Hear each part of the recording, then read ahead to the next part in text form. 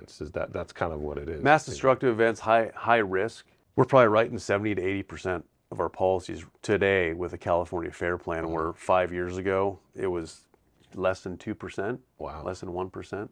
That's amazing. And can you explain why is it so much more expensive? Because, like you said, there's this perception that it's a state-run insurance plan, but obviously it's not. It's run by a assemblage of private insurers. But generally, there's this perception that if the state has their stamp on it, that it would be subsidized. It should be cheaper, but it's absolutely not cheaper. What is driving that? Is it just the fact that, well, you have to be on the fair plan, so obviously you're high risk, so we're going to have your rates higher? Yeah. How does that work? Great questions. In any insurance company, whether it's health insurance, life insurance, we're specifically today talking about property insurance, right?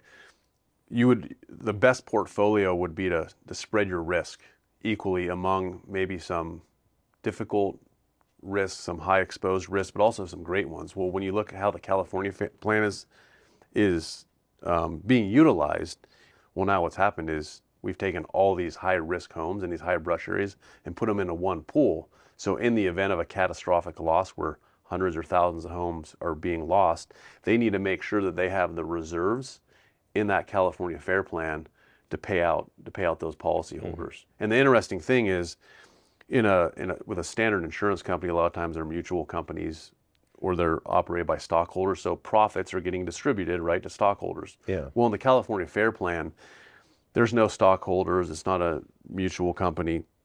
It's a true risk pool. So any of the losses or gains in that stay in that California Fair Plan. Oh, okay.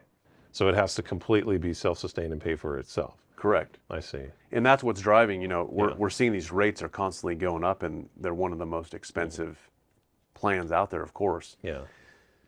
Because they need to make sure that in their reserves, should a catastrophic fire occur, they can pay those out. Yeah. And it doesn't help when you're only taking in high risk. Yeah. Right? Yeah.